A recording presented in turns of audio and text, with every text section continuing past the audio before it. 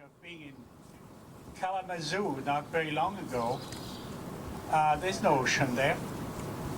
And I had the privilege of meeting a lot of young people, and they were fascinated, particularly when I started telling them that next time you drink a glass of water, you're drinking the ocean. And you see that little stream behind your school? That is going to go to the ocean, unfortunately, with everything we put into it. Whether it is objects, 80 to 90% is plastic, or things we don't see, like chemicals and heavy metals. So what's very critical with our ambassador program is for everyone to understand that there is only one water system. It is our life support system. No water, no life. There are between 4,000 and 5,000 children under the age of 5 who are dying every day. Every day. And that's not acceptable. It has to change. We can do it. We can go in space, we can sit on the moon, and we can take care of those 4,000 and 5,000 kids every day? Yes, we can. So, we are working to make sure that happens, and I was at the World Forum on Water in Marseille, where 140 countries were represented. 16 countries came to me with students in college who are wanting to make a difference, and many of them from poor countries like Africa or India. And they are teaming up to make a difference precisely for those young people. I don't need to convince you. I know you are convinced, but you are here as representation of the ambassador program. So the minute you leave this place, you have a job to do as you go out there, much more than perhaps you've already done, because every time you have this opportunity to be connected to this program, to meet these incredible people who are dedicating their lives or their profession to communicating this message, then I learn something myself, and I go out there and I want to do more than I'm doing. And if you get a little bit depressed, and I'm looking at the adults, look at the eyes of a 5-year-old or a 10-year-old or these young people who just got certified. Are you going to let them down? No, of course not. And that will charge your batteries, and you can go back. You can go back and you can continue sharing that message wherever you go, which to me is a privilege.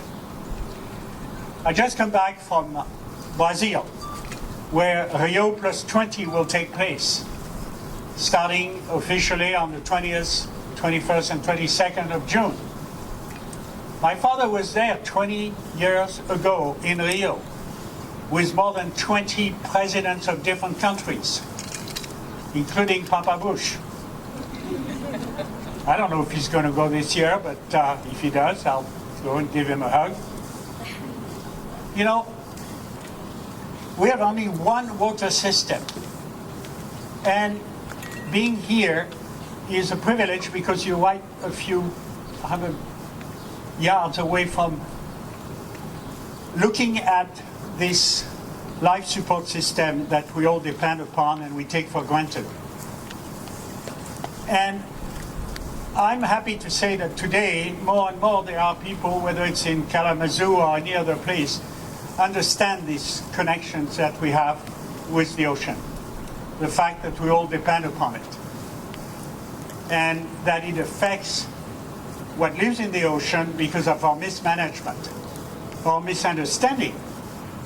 As part of our program, we always say, well, how can you protect what you don't understand? And our objective at the Ambassador Program is to understand. And that's why symbolically, going to the beach and picking up all of our garbage, which may have come from miles away, regardless, is symbolic, but the dream or the goal is that one day you'll go to a beach and there'll be no garbage, because we'll stop it right at home, right where we are. We need to educate people. I still see people driving, so that doesn't work. And if you avoid doing this, those defense mechanisms falls apart and you can have a conversation. You can sit down, and we don't always have to agree, but at least we can be civilized and we can have a conversation or a dialogue, which in many, many ways has ended up in a very positive way. I was in Mexico with the mayor of one of the largest cities in the world, Mexico City, where you have more people there than you have in the entire continent of Australia. He's trying, he's 52 years old, and he's really, really trying to decrease the pollution. He's trying to recycle or clean the water. It's up to 30% now, when before you had 320 days of CO2, literally bad pollution. It's now down to 170 days. These are the people who can make a difference. And years before, I had the privilege of going diving with President Zedillo, who is the one who said to one of the biggest corporations, Mitsubishi, that they could not build that salt mine where the whales go to reproduce and give birth. It's not a matter of not making salts. That's not the point. It's in the wrong place. So it was moved somewhere else.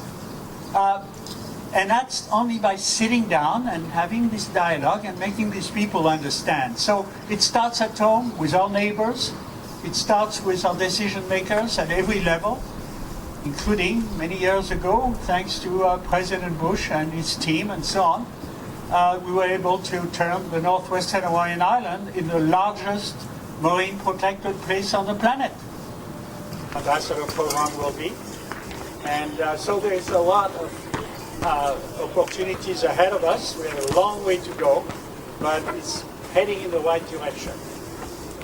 And I want to thank my dad, who put a tank on my back when I was 7 years of age, pushed me overboard, and I became an instant scuba diver. And when I went to Australia several years later,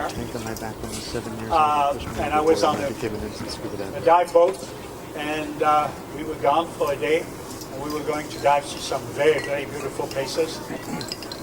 The chief diver said, "I need your certification." And I went, uh-oh, I don't have one. It's my father's fault. And he said, "Well, you can't dive." Fortunately, his assistant said, "You know this guy?"